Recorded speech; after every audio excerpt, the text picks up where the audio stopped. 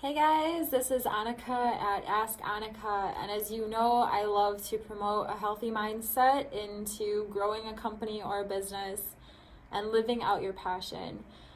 Today, I want to talk about how to stay motivated. I feel like staying motivated is sometimes I have to play games with my own mind to stay motivated because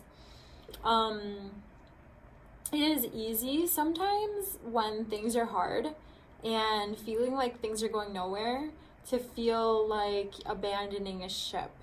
And I'm sure we've all heard of the idea shiny object syndrome. It's the idea of somebody wanting to start up a company and they're excited about it. They feel like they can do it and they want to do it and they start to get the ball rolling, and then they learn about it and they realize how much actually has to go into it. So then they lose motivation, but then they get into something else and they think they can do that, but the cycle happens all over there again.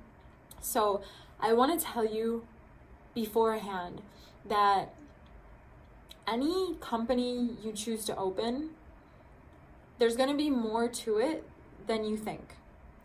Probably like 10 times more. But that's with anything you do. Like when you go into a company that, let's say it's working construction. So you start as like a helper and then you learn skills, but you learn those skills over a few years. So you learn those skills and then maybe you become like someone who can lead the team. So then you are a lead in construction and you gain more and more skills, and then you become I think it's a journeyman, or you get some sort of certification for having done a trade for such a long time, and then you learn more skills, you have to take tests, and so even if whatever route you take, it's going to take years to build into having the skill set, the persistence, the skill set, the wherewithal, the knowledge to be at a higher level in anything you do. But if you are wanting to take the route of owning or starting up your own company, it's also going to take time to learn the necessary skills and the necessary mindset to owning a company and stick with it through the hard times, because it's easy to stick with a company in the easy times, but it's the hard times where the company falls apart and then no longer exists. And building up that I guess grit, that persistence to do that, that is what I'm talking about for the most part. So how to stay motivated. When I first got into starting a company, I was so gung-ho and I felt like no one really understood what I was trying to do. And the fact of the matter is most people won't understand what you're trying to do because you're doing something that most people don't do anyway. And to stay motivated, I learned that I can only share my dreams and my passions with people who understand it and can give me good advice. Because otherwise my mind's going to be filled with doubt from people who I actually care about what they think, like my mom, my dad, my close friends, family, and that can be a motivation killer early on.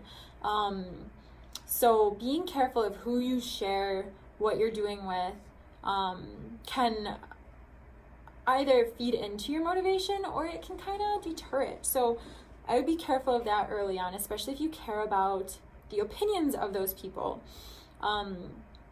Another thing is knowledge. So I believe fear, a large amount of why fear comes is because of a lack of knowledge. The more we know about something, the more confident we become within taking action in it. And knowing what you're getting into. So let's say you want to open a bike company. Knowing about that company, the market, where you're wanting to open it, if it's online or if it's a storefront, having more knowledge, I believe, can help keep someone motivated. And not only having more knowledge about the product or the location or the target audience or the services you're going to be providing, but also knowledge about what to do if it goes wrong. So having knowledge of possible hurdles you're going to come up against, even if you never come up against them, can actually keep you on track and motivated, because when they do arise, you're like, oh, I read about this. These are 3 possible things that we could do to minimize the downfall from this, or to get past it. And it gives you just that confidence to stay motivated, to keep moving forward with your company past this hurdle. Another thing is, I'd say, having a support system. I'd say having an in-house support system and an out-of-house support system. And what I mean by that is, if your significant other doesn't support your goal or your vision at all, that is going to be very difficult to just to like handle every day. I could not imagine if Jake didn't support or believe in my vision, or believe that I could achieve it, because he is my partner, and I put a lot of weight in our relationship. So if you're like me in that aspect, that and other people by in-house, I mean your family, your people who are your inner circle people who you talk to nearly every day. That's what I mean by in-house support group. And the more in-house support that you can get who understand what you're trying to do, the more you'll have people saying, how is that going? You know, the more I have people saying, hey, how's your photography company going? Hey, how's your farm going? Hey, how is your YouTube channel going? Hey, what are you doing with your studio today? Hey, you know, they ask about it, they care about it.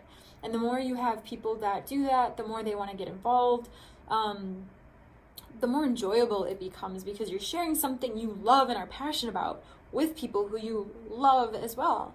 So that just adds to the positive side of staying motivated. With the out of house support group, that is for me, other local business owners, other photographers, other gym owners, because I own a women's athletic clothing line.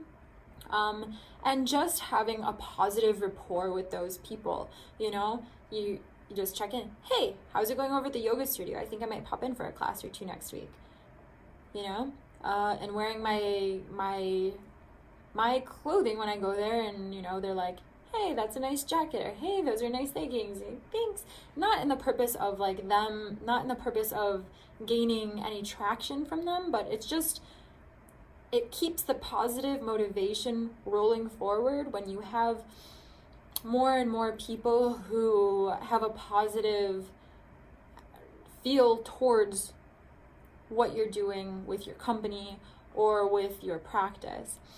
And when I have people, you know, clients that reach back out and they say, hey, I just want to say it was really awesome meeting you, and I think you're a really great person. Thanks for doing the booking with me, and thanks for sending me an extra 5 pictures, because one day I was just editing more pictures and I sent them over to them, and that's just what happened, or you know, like things like that. It just keeps the positivity of motivation going forward. Another thing I would say with motivation is, the more you do things out of your passion, like from your passion you do it, or from goodwill you do it, I believe that keeps motivation alive as well. It feeds motivation. The more you do what you love, the more motivated you'll be to keep doing it. Like, very much so. Another thing I do to stay motivated, and I've had like other people do, is there are a few things you can do in your home and in your studio or office space or workspace, wherever that is, that can induce or help a positive energy flow. And some of these things, not all, but some of these things are don't consume clutter. Stay minimal. Clutter generally makes the mind go anxious. So stay minimal within your places, wherever you live, wherever you work, minimalistic and simple, straight to the point, organized. Sometimes that's hard because a lot of creatives are extremely messy. I completely get that. But staying minimal can really help in staying motivated. Having plants inside your workspace and in your home, that can help with a positive mindset. It's the sign of growth, it's the sign of flourishing, and it's the sign of life. So having in studio, in office, in home houseplants are a way to actually positively affect motivation. What are some other things I do? Having an open door policy. That is something that I implemented a few years ago. Having an open door policy is great for positive motivation because, well, I'm just going to say 90% of people who come by are generally, hey, how's it going? Normally they like bring you something. I'm not sure why, but they do, whether that's an energy drink, which just happened today, or cornbread or something from their company, or just, hey, just want to pop in and see what you're doing. Hey, I'm not doing much. I'm going to do a video today about positive motivation. Oh, cool. Like, what does that mean? Like, how to keep motivated, you know? And then they say, oh, you know, I ran into about like a few months ago when COVID hit and I was not very motivated to keep going. But you know what? I started meditating, and that like really helped me to not think about what was going on and just clear my mind and be thankful for what I have. I'm like, all right, that's cool. You know, sometimes staying motivated is just, you know, not creating things in our own head that could go wrong, because most of the time that whatever we think doesn't even happen anyway. So an open door policy has been great for me in any way. I mean, I do that with my home, my house, my studio. I do that with everything. Like, open door policy, just come chill, hang out. I don't really even care. I don't even care if I'm there, straight up. Like, I don't even care. As long as, like, you're not, like, gonna go and stay there for, like, ever, because that'd be kind of weird. But I'm pretty open. And it's nice, too, because, you know, friends say, hey, I stopped over. And that's something that I believed in for a long time, to be like that. So I don't know, I just like it. Some people are like, I can't believe you leave your door open. I'm like, oh, what are they gonna steal? A kitchen table? Like, I don't know, whatever. But that has helped me. So if you have an open policy with your ideas or thoughts, or you have friends that you can like just openly talk about this kind of stuff, having people you can just talk to about what you're doing and bounce ideas off of, especially if they're people who are also on the same track as you, maybe like not necessarily the same ideas, but the same track. Like, they're wanting to open a company too, they're doing something that's less conventional.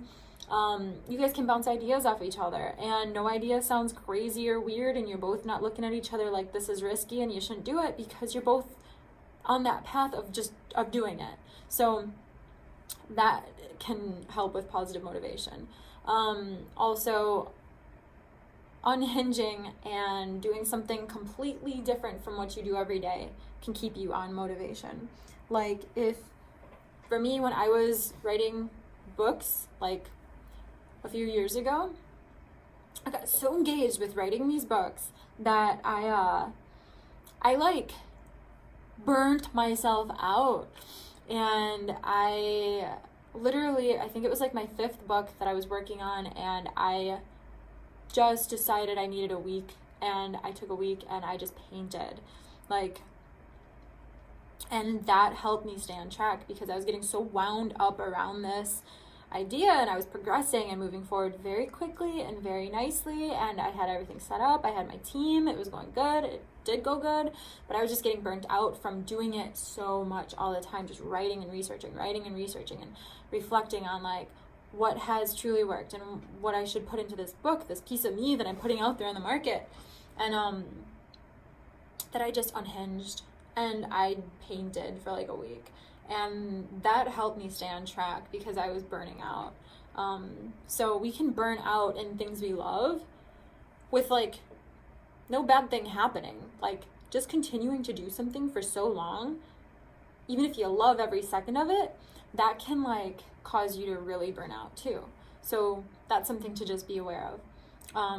And to unhinge, it's still gonna be there. You know, this is something that my boyfriend still says to me today. Like, I'll be working on something and I'll just be like so into it. And last night, right, I was writing something out and our little baby puppy doggy, he's not a puppy, but he's a little baby. He's barking or like doing his thing. He wants to go outside, and he's like, "Babe, can you let Kobe out?" And I'm like, "Yeah, just let me finish this." And Kobe's just flipping around and doing his thing, his little pee-pee dance. And he's like, "Babe, that's gonna still be here." And I was like, "You go let him out." But he like always lets him out, right? So I'm always like he's like, "Babe, that's still gonna be here." And I'm like, I need to like remind myself that what I'm working on, it's not going anywhere. Like, no one can be me. So if I have a passion, no one can take my passion and be me to do it. No one can do my passion like I can do my passion. So that's the cool thing too about being an entrepreneur or a business startup or owning your own company. Nobody can do your vision.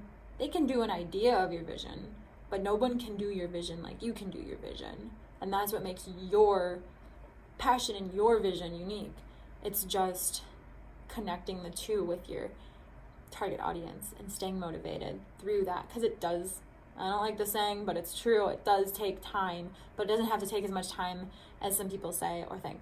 So also writing yourself notes of positivity or what to do when you maybe get a little burnt out or feel like you might not be as motivated to make the moves as you were a week ago or when you first started. Because I will say this, there are learning curves, especially when you first start up a company. There's the excitement, there's the getting it going, and then there's this realization that there's actually like 10 times as much stuff that you thought there would be that you're gonna have to do just to get it started up. And from there, it's literally all adapting. So staying motivated, but knowing this beforehand is a huge part in the game, because most people, that's where they burn out, is they don't acknowledge that. They don't accept it. But I'm telling you right now that you will be excited about it. You will gain traction. You'll start your first few things, you'll get ideas, you'll write them all down, and then you'll start to see that there's a lot more to it than you thought. And I'm telling you right now, I'm telling you that right now, there's a lot more to it than you think. So when it comes to that point, you already knew it and you're choosing to do it. So that alone should give you motivation to keep going, because you don't have to worry about slowing down. Most people, I think, they don't get to their goal of growth because they keep slowing down, because they keep starting and stopping. If you literally just go through it and realize it's gonna take some time, but it doesn't have to take as much time, just stay educated about what you're doing and make sound choices to feed your passion, to grow it, you will get there. And motivation almost becomes, now for me, motivation, it's kind of like I'm doing what I love every day. I've grown it to that point. So motivation it's not to keep going. It's, I love it. I love this. So it becomes a different mind game, I guess you could say. Because instead of being motivated to get it going, I'm just motivated to share it and encourage other people to do what I've done. And with my products and services, just to share that as well and continue to grow it. And it's not even really to continue to grow it, even though